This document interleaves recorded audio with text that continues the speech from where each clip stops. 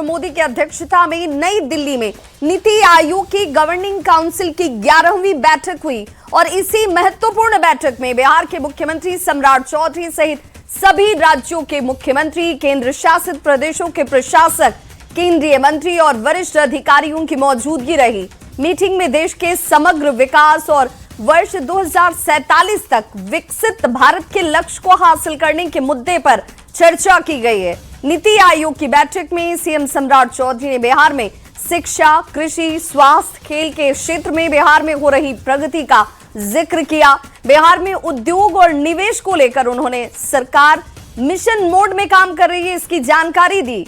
ऊर्जा के क्षेत्र में बिहार तेजी से आगे बढ़ रहा है। विकसित भारत के लिए समावेशी विकास कैसे हो, इस दिशा में बिहार का योगदान कहां तक, इसकी चर्चा करते हुए बिहार के मुख्यमंत्री सम्राट चौधरी नजर आए। उन्होंने कहा कि बिहार ने 8 लाख से अधिक पांडुलिपियों का डिजिटलाइकरण जो है वो किया है। ज्ञान भारतम मिशन के अंतर्गत राष्ट्रीय स्तर पर देश के अग्रणी 5 राज्यों में स्थान प्राप्त किया है बिहार ने। और सीएम सम्राट चौधरी ने यह भी कहा, प्रधानमंत्री नरेंद्र मोदी के विकसित भारत 2047 की परिकल्पना को साकार करने में समृद्ध बिहार की भी सक्रिय भागीदारी रहेगी।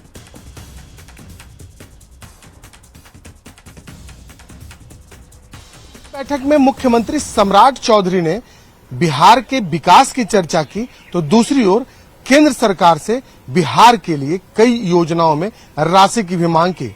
करीब 20,250 करोड़ की राशि की मांग मुख्यमंत्री सम्राट चौधरी ने प्रधानमंत्री से नीति आयोग की बैठक में की है, जिसमें सबसे जो बड़ा आंकड़ा है वो करीब 18,000 करोड़ रुपए जल जीवन मिशन के लिए मांगा गया है। क्योंकि बिहार में जिस तरीके से नल जल योजना चलाई जा रही है, उस नल जल योजना को और आगे बढ़ाने के लिए सरकार ने यह बड़ी राशि केंद्र से मांगी है।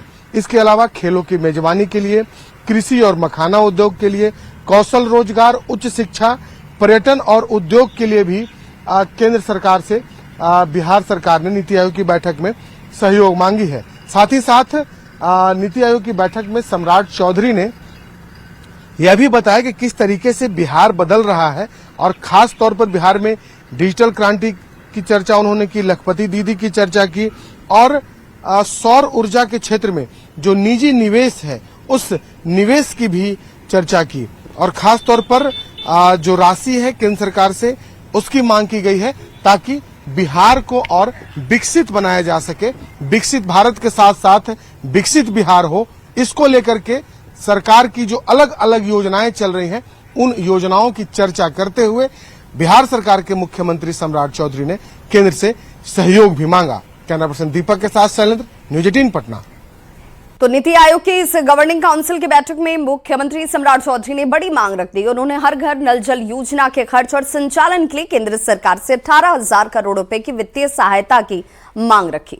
नीति आयोग की बैठक में सीएम सम्राट चौधरी ने बिहार के लिए यहां 2,250 करोड़ की बात जब कर रहे हैं, तो वहां विपक्ष ने इसे भ्रष्टाचार और बिहार में वित्तीय संकट की बात कही, तो दूसरी ओर सत्ता पक्ष ने इस बिहार के लिए जो कुछ कहा, बिहार का विकास इसे बताया और इस दृष्टिकोण से जो मांग रखी गई है उस पर गंभीरतापूर्ण विचार का भरोसा भी मिला है। का जल अगर सही हो तो कोई भी हम सजा भुगतने के लिए तैयार हैं। तो भाई हम तो यही न समझेंगे, राष्ट्रीय जनता दल तो यही बात समझ रही है कि जिसमें अरबों अरब रुपए का घोटाला हो चुका, भ्रष्टाचार हो चुका, उसी कड़ी को वर्तमान मुख्यमंत्री भी बढ़ाना चाहते हैं। यही बात है, इसीलिए उन्होंने इस योजना के लिए मांगा। अरे बेरोजगारी बिहार में कैसे दूर होगा, कैसे यहाँ इंडस्ट्री बैठेगा, इस पर उनको फंड मांगना चाहिए था। नीति आयोग की बैठक में मुख्यमंत्री सम्राट चौधरी ने केंद्र सरकार से करीब 20,250 करोड़ की राशि की मांग की है। हमारे साथ इस वक्त जदयू के मुख्य प्रवक्ता नीरज कुमार मौजूद हैं। नीरज जी, एक बड़ी राशि की मांग मुख्यमंत्री ने नीति आयोग की बैठक में प्रधानमंत्री से की, लेकिन दूसरी ओर बिहार में जो विपक्ष के लोग हैं वो वित्तीय संकट की बात कर रहे हैं। माननीय सम्राट चौधरी जी को हृदय से बधाई कि राज्य के हक के लिए पूरी मुस्तैदी के साथ नीति आयोग में अपनी बात कही और अपने लिए नहीं, परिवार के लिए नहीं, पार्टी के लिए नहीं, गठबंधन के लिए नहीं, बल्कि बिहार के विकास क्योंकि बिहार ने अपनी पारंपरिक छवि जो टेक ऑफ का है वो इंफ्रास्ट्रक्चर को मजबूत करके हम उड़ान भरना चाहते हैं।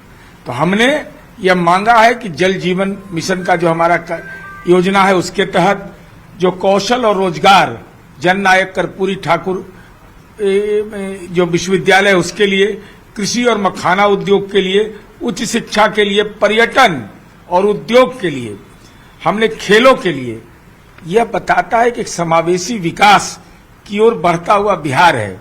दूसरी तरफ ट्विटर बबुआ है एक, लालू जी के जन्मदिन के दिन भी असत्य बोल देते हैं। पिता का जन्मदिन है, एकादशी दिन है, उस दिन भी उन्होंने ट्वीट पर गलत बयानी की है।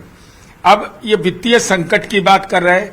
अरे ज्ञान बटाई में नहीं मिलता है तेजस्वी जी, अब बुद्धि भी बटैया नहीं होता है।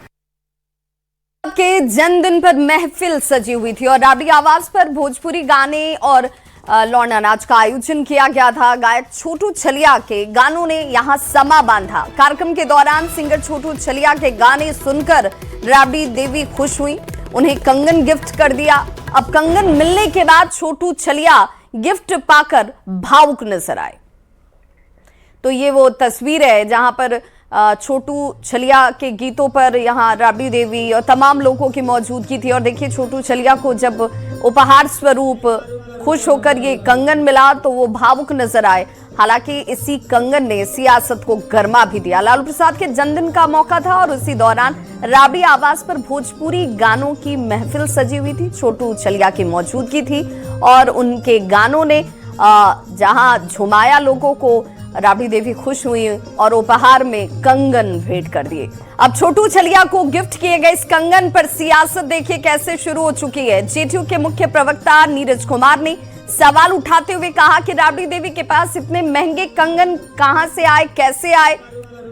वहीं आरजेडी ने खुद बताया कि कंगन महंगा नहीं है बल्कि आर्टिफिशियल है। जो हमारे कलाकार हैं छोटू छलिया जी, उन्होंने कहा है कि ये हमको कंगन राजमाता राबड़ी देवी जी ने गिफ्ट किया है और ये हीरे का है। अरे भाई, कोई व्यक्ति हीरे का अंगूठी और हीरे का कंगन कैसे भेंट कर सकता है किसी भी गायक को?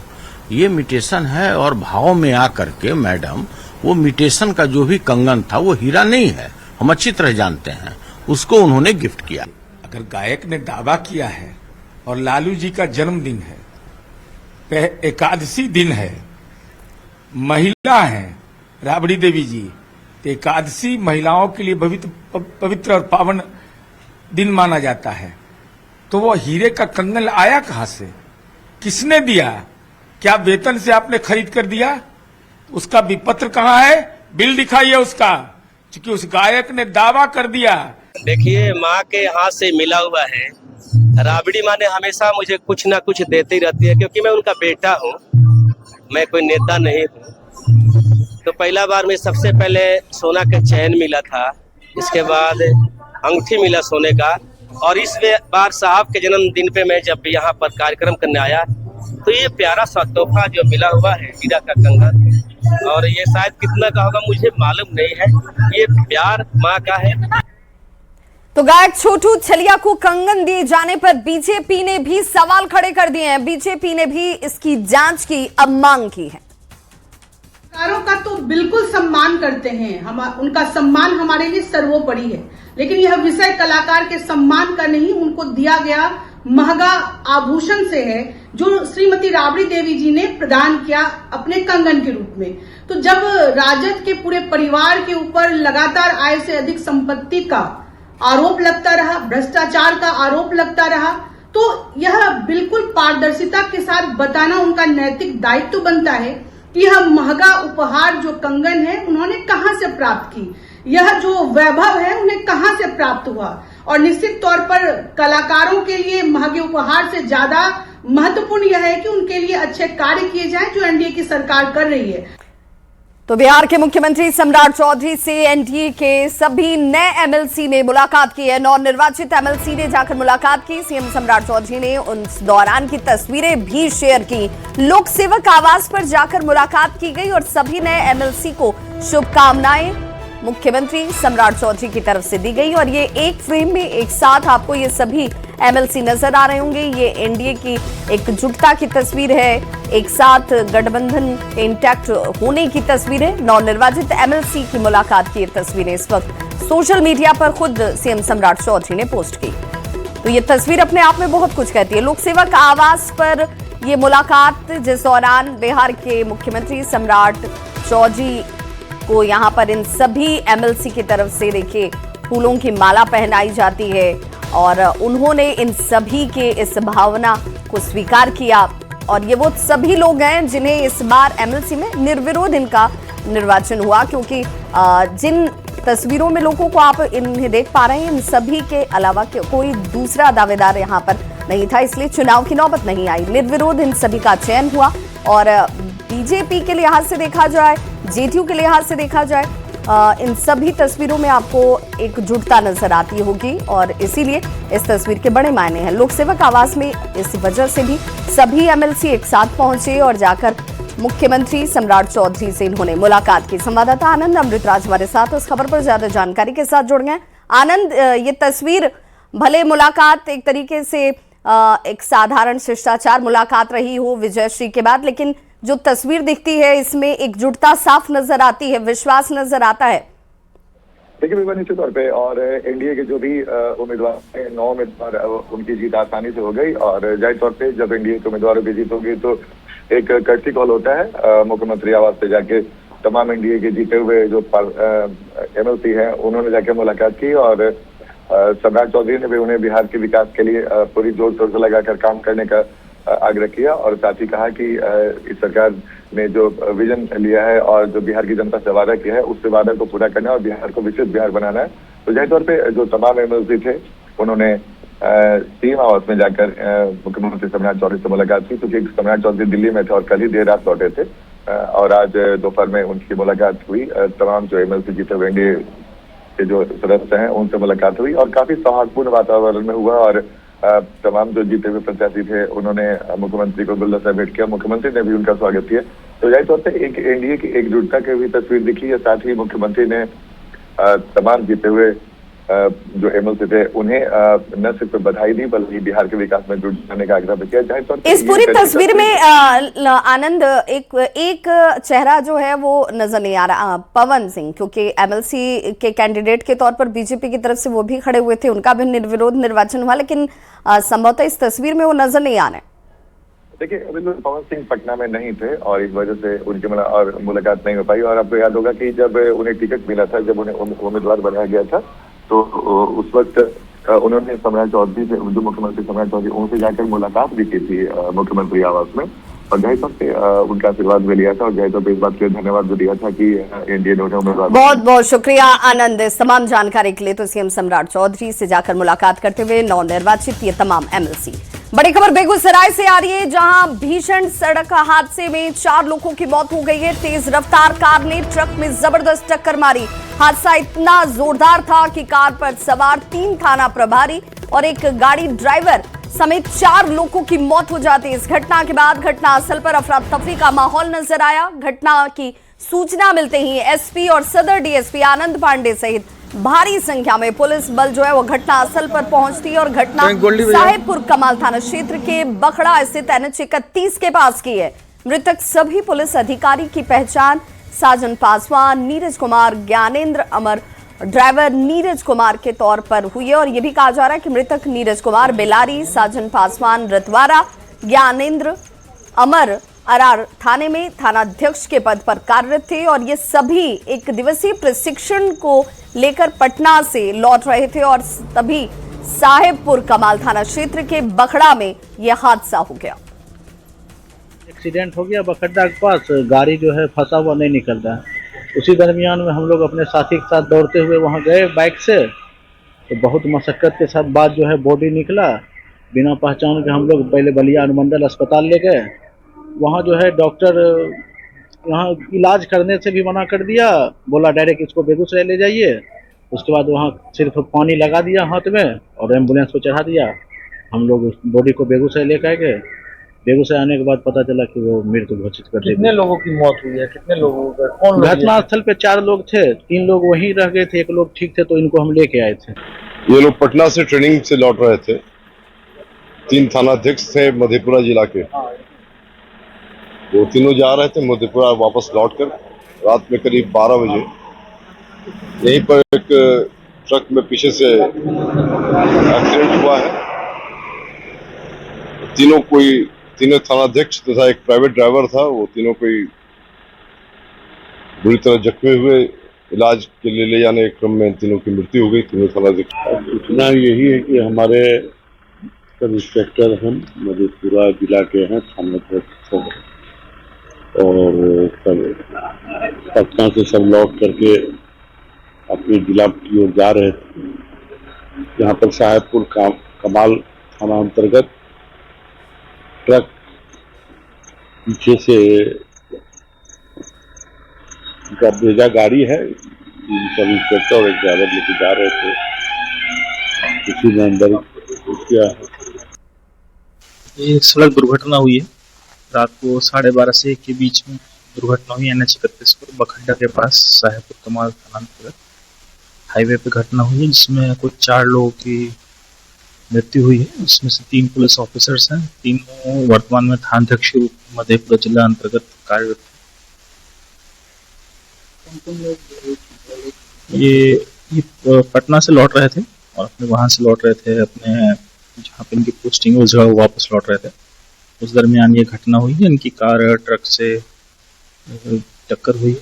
और बेगूसराय हादसे पर बिहार के मुख्यमंत्री सम्राट चौधरी ने दुख जाहिर किया। मुख्यमंत्री सम्राट चौधरी ने सोशल मीडिया पर एक पोस्ट किया है। सीएम ने पोस्ट कर लिखा, बेगूसराय में हुए भीषण सड़क हादसे में 3 थाना प्रभारी एवं वाहन चालक के असामयिक निधन का समाचार अत्यंत दुखद एवं पीड़ादायक है। ये अपूर्णीय क्षति पूरे पुलिस परिवार के लिए गहरा आघात है। दिवंगत आत्माओं को चिर शांति हेतु ईश्वर से प्रार्थना करता हूं तथा शोकाकुल परिजनों के प्रति अपनी गहरी संवेदना व्यक्त करता हूं। इस दुख के घड़ी में बिहार सरकार शोक संतप्त परिवारों के साथ खड़ी है।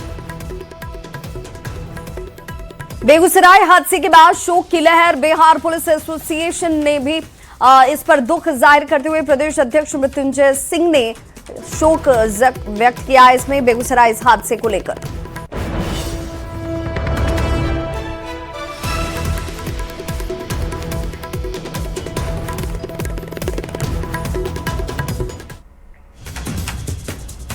और अब बात मुजफ्फरपुर की, जहां प्रसाद हॉस्पिटल अग्निकांड के मामले में जांच रिपोर्ट ने कई चौंकाने वाले खुलासे किए हैं। रिपोर्ट के मुताबिक अस्पताल की बिल्डिंग नगर निगम से स्वीकृत नक्शे के अनुरूप बनाई ही नहीं गई थी। जिस 5वें फ्लोर पर आईसीयू संचालित किया जा रहा था उसका उल्लेख स्वीकृत नक्शे में है ही नहीं। इसी अवैध फ्लोर पर आग लगने से 7 लोगों की मौत हो जाती है। जांच में कई गंभीर अनियमितताएं भी सामने आई हैं। अस्पताल का लाइसेंस निलंबित कर दिया गया है। नगर निगम अस्पताल प्रबंधन को अब नोटिस भेजने की तैयारी में है और आगे कानूनी कार्रवाई से लेकर बढ़ाई जाएगी। इस तथ्य को दर्ज किया गया है और नक्शा नगर निगम में उपलब्ध हो गया था और उसी के आधार पर शो कॉज भी नगर निगम ने अस्पताल प्रबंधन को किया है। उनका जवाब प्राप्त होने के बाद जो भी बिल्डिंग बायलॉज हैं उसके हिसाब से नगर निगम के स्तर से कार्रवाई होनी है। और जैसा आपको पता है कि लाइसेंस ऑलरेडी सस्पेंडेड है उस अस्पताल का, FIR भी दर्ज हुई थी, उसमें भी पुलिस अपना जांच कर। खबर सासाराम से, जहां बड्डी गांव की रहने वाली भारतीय क्रिकेट टीम के तेज गेंदबाज आकाशदीप की शादी तय हो गई है। उनकी शादी देहरी के मानिकपुर निवासी अक्षिता राज से होगी। 21 जून को बड्डी गांव में तिलक समारोह आयोजित होगा, जबकि 24 जून को वाराणसी के एक 5 सितारा होटल में विवाह संपन्न होगा। शादी को लेकर गांव में उत्साह का माहौल है और तैयारियां जोर शोर से जारी हैं। 22 जून को मेहंदी और 23 जून को हल्दी की रस्म गांव में ही होगी। ये पूरी तरह से पारंपरिक अरेंज मैरिज है, जिसे दोनों परिवारों की सहमति से तय किया गया है। तेज गेंदबाज आकाशदीप की शादी है और 21 जून को तिलक समारोह होगा और वो तिलक समारोह यही गांव में होगा। और उसको देख रहे हैं कि अभी से ही जो तैयारियां हैं वो शुरू हो गई है। आकाशदीप का गांव जो है वो रोहतास जिला के शिवसागर प्रखंड के ये बड्डी गांव है और इसी गांव में वो पले बढ़े हैं और बड़ी बात है कि यहीं से उनकी शादी है। 21 जून को तिलक समारोह है, उसके बाद जो है मेहंदी की रस्म होगी, 22 को 23 को हल्दी की रस्म होगी। सभी जो रस्म है वो गांव में ही होगी। तय हो गई। बहुत ही खुशी की बात है हमारे हीरो की, हमारे यहाँ के सबसे चहेते, बिहार के चहेते, बल्कि जिला के चहेते आकाशदीप सर की आज 24 की शादी होने वाली है, जिससे हम लोग काफी हर्ष है, सभी लोगों में काफी उत्साह है। सो मैं सभी एकेडमी के सभी लोगों को धन्यवाद करना चाहती हूँ। तो लोग जो है पूरे गांव के लोग, जिला के लोग को इंतजार था इस शादी का ना? हाँ, बहुत बेसब्री से इंतजार था कि सर की शादी हो और हम लोग एंजॉय करें। और शादी की जो है वो तैयारियां आप देख सकते हैं, शादी की जो तैयारियां हैं वो शुरू हो गई है। और आप पीछे देख सकते हैं आकाशदीप की एक बड़ी सी तस्वीर है, मैं आपको दिखाना चाहूँगा। और पूरी जो परंपरागत शादी की जो रस्में हैं वो सभी रस्में यहीं होगी, बड्डी गांव में होगी। और तमाम तरह की जो व्यवस्थाएं हैं वो अभी से ही शुरू कर दिया गया है, क्योंकि जैसा कि जानकारी मिली है कि इस शादी में कई हस्ती जो है, कई सेलिब्रिटी भी शामिल होंगे। बहुत से लोग गांव में भी आएंगे और उसके बाद जो विवाह समारोह है, मुख्य समारोह, वो वाराणसी में, उत्तर प्रदेश के वाराणसी में है और जिसको लेकर अभी से ही पूरी तरह से तैयारी की जा रही है और स्थानीय लोगों में भी इसको लेकर काफ़ी खुशी है। अजीत कुमार, न्यूज़ 18, सासाराम। तो इस